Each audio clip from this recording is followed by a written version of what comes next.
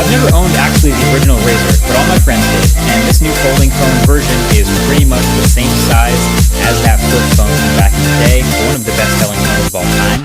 So it fits in the hand the same way. It's still super thin like the original. It's got the chin like the original.